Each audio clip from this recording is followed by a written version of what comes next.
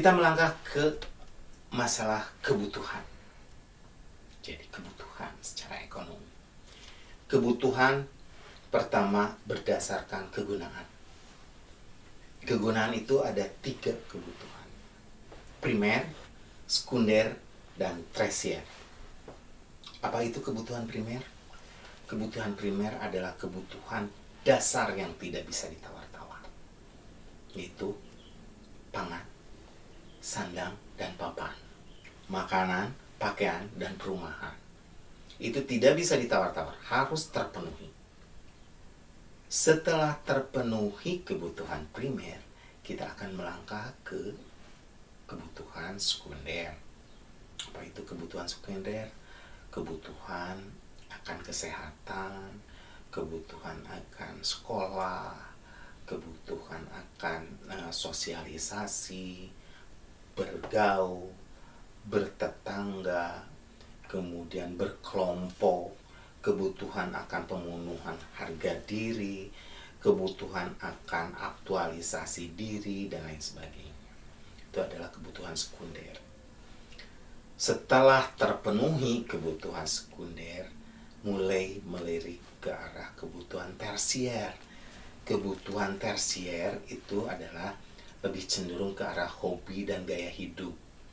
Yang tadinya motor atau mobil, cukup mobil yang memang berguna untuk dipergunakan sesuai kebutuhan. Itu untuk sekunder. Kemudian kita melangkah lagi, ingin mobil yang lebih enak, nyaman, sesuai dengan seleranya. Kita beli mobil yang mewah, atau mobil yang memang untuk off-road, atau motor yang untuk touring, dan lain sebagainya. Itu salah satu contoh kebutuhan tersier setelah kebutuhan sekunder terpenuhi. Sangat salah kalau kebutuhan sekunder belum terpenuhi, melangkah langsung ke tersier. Itu besar pasak daripada tihang, ya gitu. Kemudian kebutuhan berdasarkan sifat, yaitu sifat jasmani, ya, dan rohani.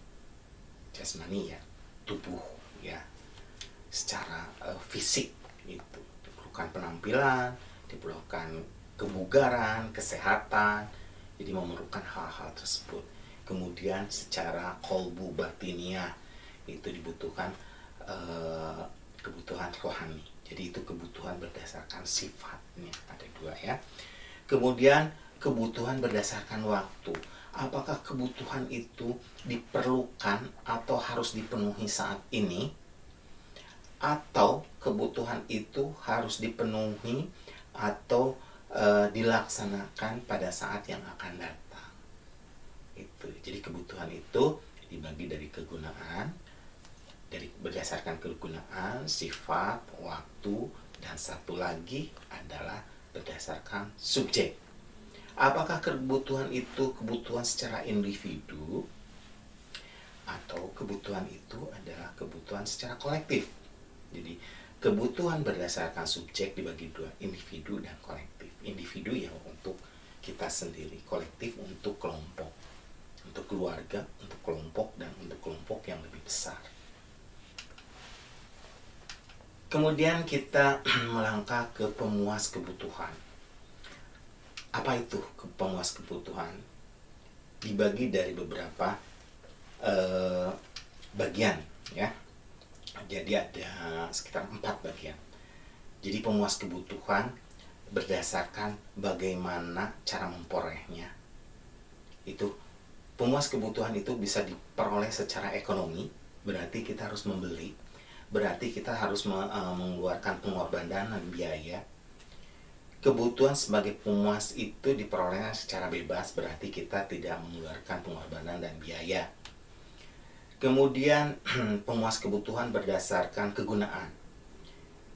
Itu untuk dikonsumsi langsung atau merupakan elemen dari produksi, ya. Jadi bahan produksi itu berdasarkan kegunaan dari pemuas kebutuhan. Kemudian proses pembuatan itu merupakan bahan mentah, setengah jadi, barang jadi.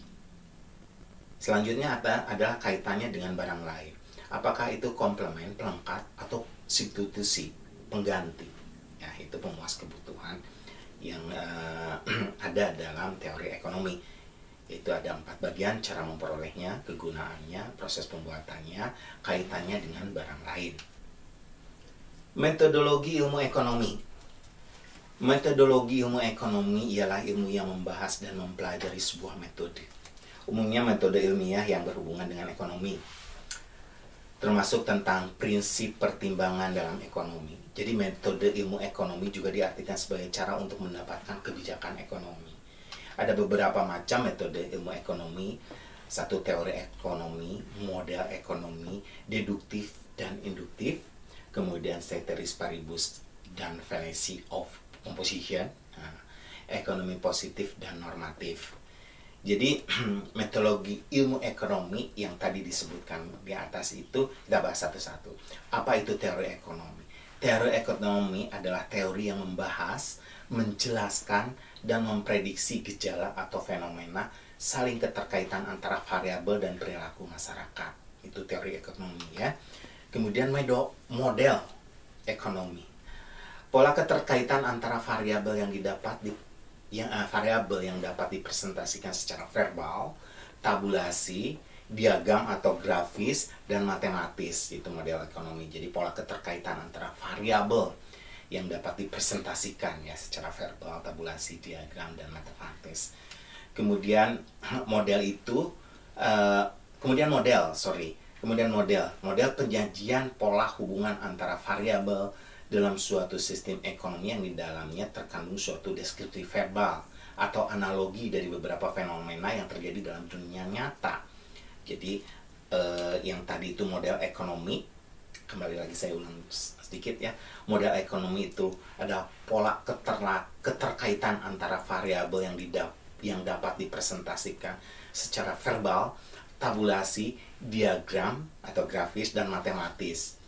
Sedangkan model itu sendiri artinya penyajian pola hubungan antara variabel dalam suatu sistem ekonomi yang di dalamnya tergantung suatu deskripsi verbal atau analogi dari beberapa fenomena yang terjadi dalam dunia nyata.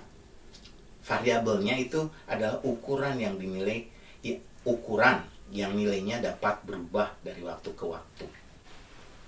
Kemudian tentang deduktif dan induktif atau induktif dan deduktif. Apa itu induktif? Metode induktif adalah suatu metode di mana suatu keputusan dilakukan dengan mengumpulkan semua data informasi yang ada dalam realita kehidupan manusia. Jadi realita tersebut terjadi dalam setiap unsur kehidupan yang dialami oleh keluarga, individu, masyarakat lokal, dan lain sebagainya. Sehingga dilakukan suatu metode untuk mencari solusi sehingga upaya pemenuhan kebutuhannya tersebut dapat dikaji secara secermat mungkin ya. Jadi di dalam suatu keputusan dilakukan untuk mengumpulkan data informasi yang ada dalam realita kehidupan manusia ya. Jadi solusinya diupayakan untuk pemenuhan kebutuhan tersebut dan dikaji secara secermat mungkin. Oke, itu adalah induktif.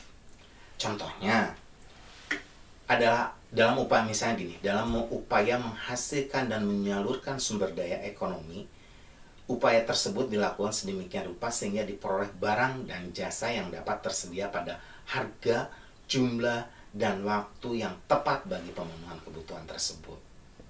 Jadi untuk mencapai tujuan tersebut, maka diperlukan perencanaan yang dalam ilmu ekonomi berfungsi sebagai metode ataupun cara untuk menyusun daftar kebutuhan terhadap sejumlah barang dan jasa yang diperlukan masyarakat.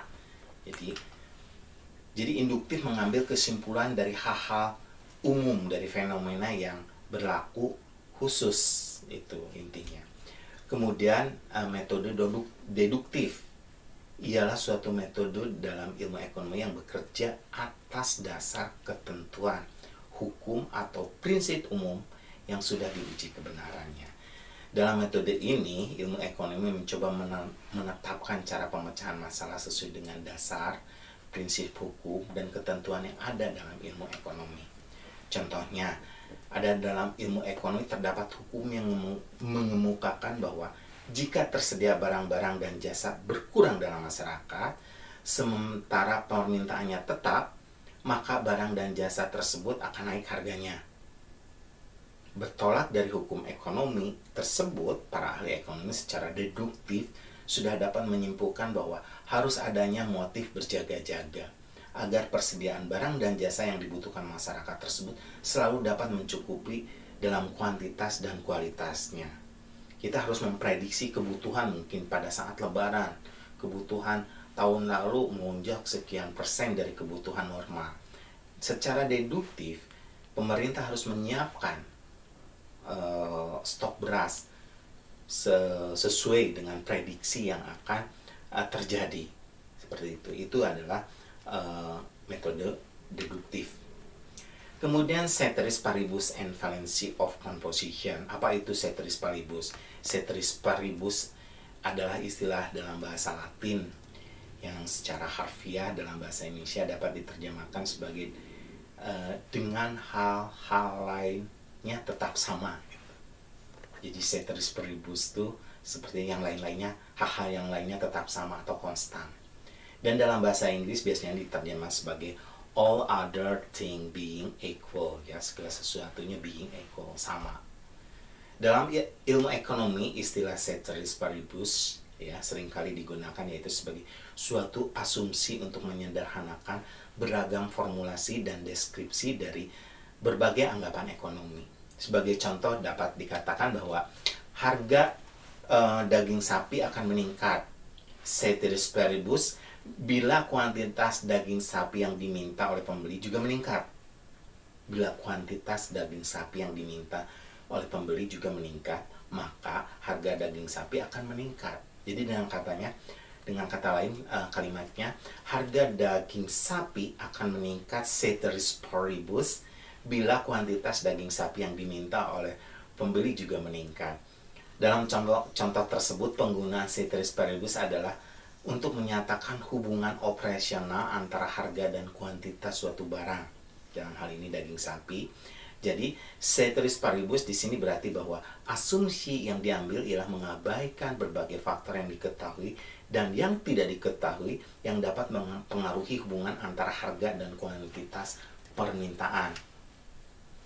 Faktor-faktor tersebut misalnya termasuk harga barang substitusi, misalnya harga daging ayam atau daging kambing, tingkat penghindaran risiko para pembeli, misalnya ketakutan terhadap penyakit sapi gila, atau adanya tingkat permintaan keseluruhan terhadap suatu barang tanpa memperhatikan tingkat harganya. Misalnya perpindahan masyarakat kepada vegetarianisme, ya vegetarian. Kemudian selanjutnya apa itu fallacy of composition? Fallacy of composition adalah sebuah kondisi di mana keputusan yang dianggap baik dalam skala mikro belum tentu baik dilihat dari skala makro. Contohnya yang paling sering dijelaskan adalah berhemat. Dalam skala mikro, mungkin berhemat dianggap baik bagi manusia. Namun dalam skala makro, penghematan yang dilakukan oleh seluruh householder akan menyebabkan konsumsi agregat menurun. Dengan demikian, mempengaruhi pertumbuhan ekonomi tentunya ya. Kemudian ada juga istilah ekonomi positif dan normatif. Ya, seiring ilmu pengetahuan yang kian berkembang, ilmu ekonomi pun mengalami hal serupa. Dalam penerapannya tidak jarang ilmu ekonomi melakukan perbandingan antara dunia yang sebenarnya dengan dunia ideal. Dunia sebenarnya adalah keadaan yang sedang terjadi dan yang akan terjadi. Keadaan seperti itu terkadang masih perlu perbaikan atau bahkan diganti sehingga mencapai titik tertentu yang disebut sebagai nilai ideal. Itulah yang disebut dengan dunia ideal, yaitu sebuah kondisi yang sebaiknya atau seharusnya terjadi. Oleh sebab itu muncul dua pendekatan dalam ilmu ekonomi, yaitu pendekatan ekonomi positif dan pendekatan ekonomi normatif. Ya. Dua pendekatan ini yang biasanya digunakan para wakil rakyat atau pelaku ekonomi dalam rapat-rapat kerja membahas dan menyelesaikan masalah usaha dan perekonomian. pengertian kita ada dua kan, yaitu ekonomi positif dan normatif. Jadi pengertian ekonomi positif yaitu dapat berupa pernyataan atau analisis positif. Ekonomi positif menjelaskan tentang hal-hal yang sesuai dengan fakta dan situasi dalam dunia ekonomi yang sedang terjadi dan yang akan terjadi. Jadi pendekatan positif berkaitan dengan penjelasan aktual dan ramalan. Maka hal ini mengarah pada analisis dan bukti empiris. Karena kebenaran dalam sebuah pernyataan positif dapat langsung dilihat atau dibuktikan melalui peristiwa yang sebenarnya terjadi. Ekonomi positif disebut juga sebagai ekonomi hubungan sebab akibat. Ya, contoh pernyataan positif. Apakah tingkat pengangguran masyarakat Indonesia telah menurun dari tahun sebelumnya? Apakah kebijakan pemerintah mampu mengatasi masalah pengangguran dan kemiskinan? Bagaimana proses sehingga aksi demo masyarakat pada tanggal 4 November 2016 tempo hari mampu mempengaruhi nilai tukar rupiah dan grafik perekonomian bangsa? Beberapa contoh pernyataan positif tersebut hanya bisa dijawab melalui fakta dan data empiris yang tersedia serta relevan sehingga dapat dibuktikan kebenarannya. Contoh lain pernyataan positif dari dunia usaha swasta nih. Seorang pengusaha menggunakan sumber daya ekonomi dengan cara yang efisien sehingga mampu menghasilkan produk barang dan jasa bernilai jual rendah atau murah karena dia mengefisienkan produksinya, ongkos produksinya. Karena itulah pengusaha tersebut bisa memperoleh laba yang maksimal akibat pemanfaatan sumber daya yang efisien. Pendapatan perusahaan meningkat, mereka terlibat dalam aktivitas ini termasuk pengusaha dan karyawan juga mengalami hal yang sama, mendapatkan keuntungan, peningkatan pendapatan. Jadi pendapatan meningkat dan mereka pun menjadi kaya. Hal seperti itu, seperti di atas itu merupakan pernyataan positif yang dapat ditelaah fakta dan hubungan sebab akibat dengan mudah dan secara rasional. Sekarang kita bahas ekonomi normatif. Normatif artinya menitik beratkan pada norma, aturan atau ketentuan yang berlaku. Jadi ekonomi normatif dapat berupa pernyataan dan analisis normatif. Ekonomi normatif memaparkan tentang hal-hal yang berkaitan erat dengan norma, etika, dan aturan keadilan. Dalam lingkup ini tidak mengedepankan fakta, namun mengedepankan apa yang seharusnya dilakukan agar menjadi kebaikan dan kesejahteraan bagi masyarakat luas.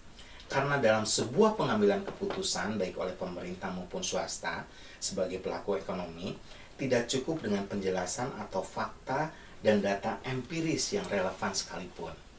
Namun hal itu terkait pula tentang apa yang seharusnya dilakukan sebagai kebijakan terbaik. Inilah inti dari pendekatan ekonomi normatif.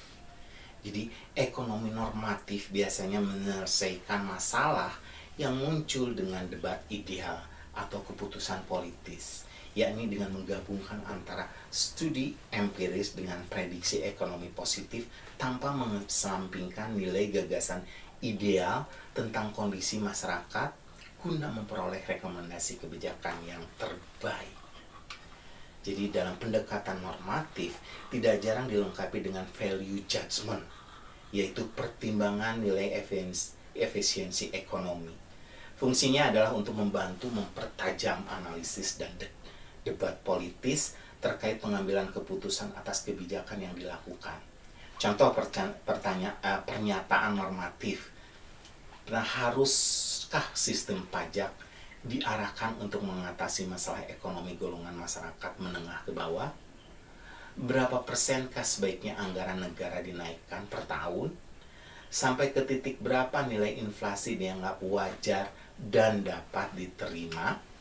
Jadi jawaban-jawaban yang diperlukan untuk pernyataan di atas dapat diperoleh melalui proses politik dengan fakta-fakta positif, namun lebih mempertimbangkan pada norma etika dan kebijakan yang berlaku.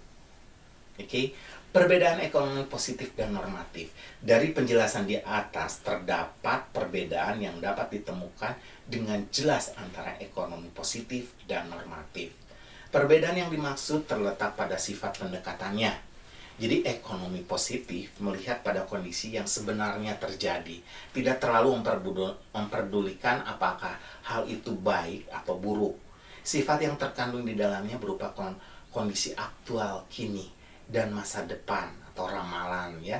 Sedangkan ekonomi normatif menitik beratkan pada apa yang sebaiknya terjadi pada dengan selalu mempertimbangkan norma, etika dan kebijakan yang berlaku. Sifat pendekatan yang terkandung dalam ekonomi normatif berupa nilai ideal. Apakah suatu hal itu baik atau buruk atau perlu diperbaiki? Pemahamannya mudah. Ekonomi positif memetakan dunia seperti apa adanya tanpa keinginan untuk mengubah. Sedangkan ekonomi normatif menggambarkan dunia dengan kesejahteraan dan kebaikan. Karena itulah terdapat gagasan-gagasan kebijakan untuk meningkatkan taraf hidup atau kesejahteraan masyarakat. Sebenarnya pendekatan positif maupun normatif ini tidak hanya terbatas untuk bidang ekonomi. Kita bisa menggunakan kedua pendekatan tersebut dan menerapkannya untuk menyelesaikan masalah dalam kehidupan sehari-hari. Oke, demikian untuk sesi ke-1 dari pengantar ilmu ekonomi. Wassalamualaikum warahmatullahi wabarakatuh.